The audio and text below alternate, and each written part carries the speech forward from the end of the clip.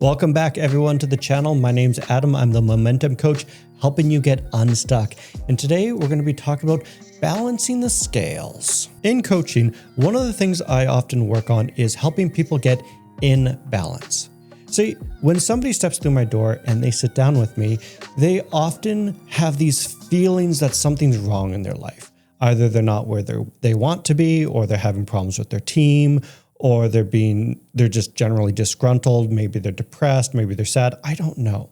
But there's this overwhelming feeling that something is off and they don't understand what. My job is usually to sit with them and help them understand what's going on and how do we fix it. And too often I come to the understanding that people are often out of balance. They're out of balance with maybe their work-life balance. Maybe they're out of balance with giving too much feedback or not getting enough feedback. Maybe they're out of balance with working too hard at the office or not working enough. And my job is to help them understand that you need to be in balance if you want to move forward. Because too far on one side gives you problems. Too far on the other side gives you problems. And you always want to be somewhere in the middle. The big thing to always remember is that you are never going to be in balance, just balancing. I often get so frustrated when I listen to other coaches or individuals talk about how you must always be in balance. That's not true. You will be in balance at certain points, but then you will ultimately lose that balance because life happens, guys. Things get in the way. You become forgetful. You start neglecting things, and then you become out of balance, which is why you need to accept that you'll never fully ever be in balance. You'll just be balancing between one point or the other. Something to be also aware of is the understanding that when we're talking about scales, there are different scales that you are always going to be balancing. Some of these scales could be authentic versus self-preservation. Another scale could be too much feedback versus no feedback, socializing too much versus isolating too much, being overweight, being underweight, eating too much, eating too little. It doesn't matter. You have a multitude of scales that you are constantly balancing. You just might not be aware of it. The only times people understand that they are out of balance on one of these scales is because all of a sudden they start having problems. Problems keep popping up and creeping up in their life, and they don't understand what's going on. And this is where I often hear this idea of life is hard, life is difficult. And the answer is, well, no, it's not. What's making it hard and difficult is you are just out of balance.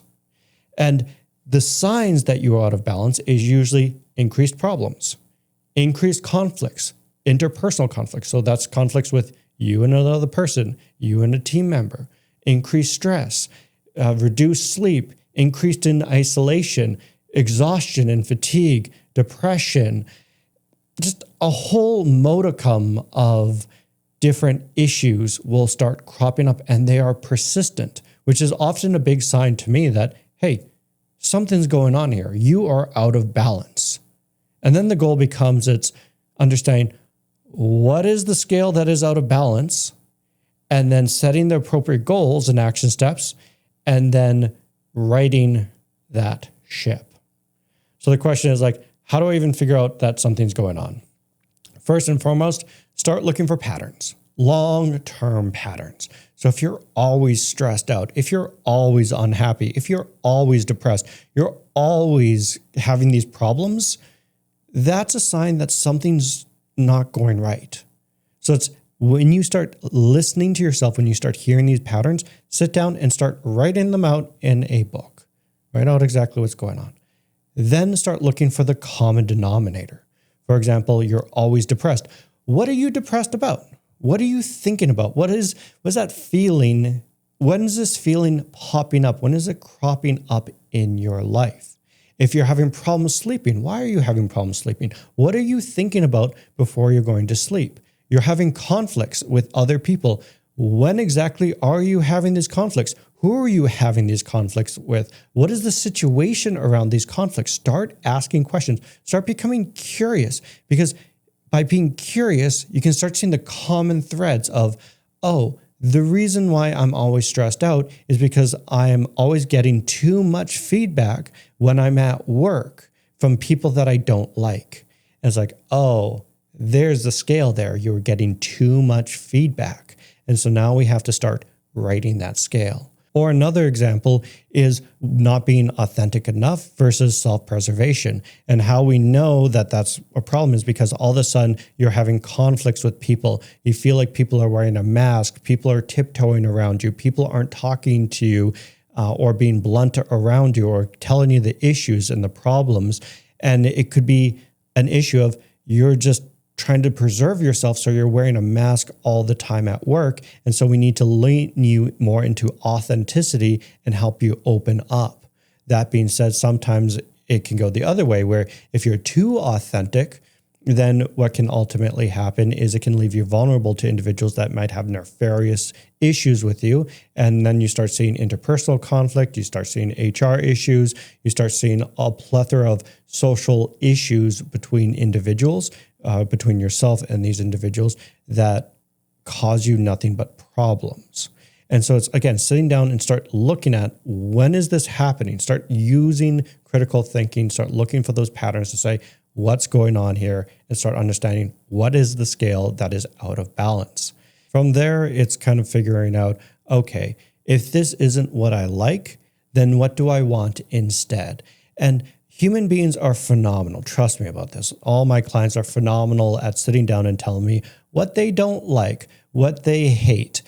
That is unhelpful, because that we understand what you hate. We understand what you don't like. What is more important to us is understanding what you want instead. Where do you want to go instead?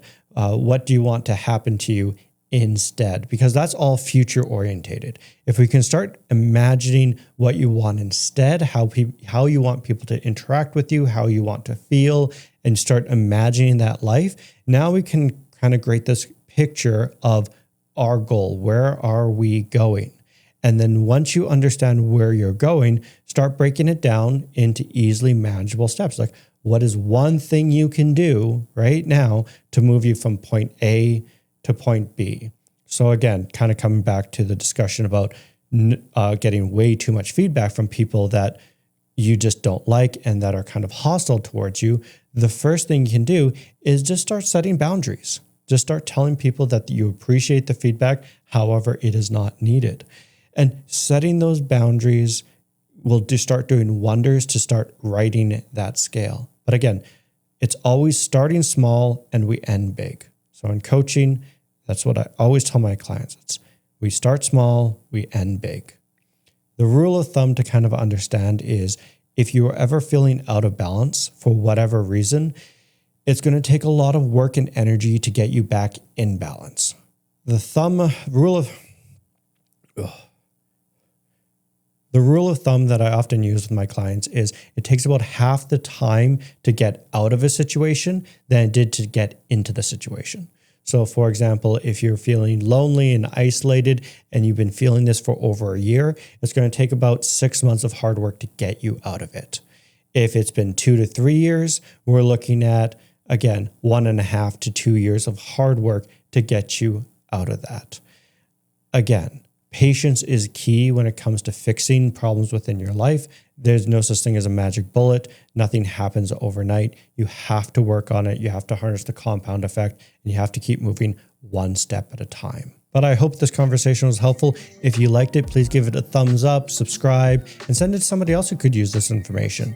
And if you're struggling with the scales in your life and you just need a little bit more clarity and to help break down your goal into small, manageable steps, feel free to reach out to myself at themomentumcoach.ca.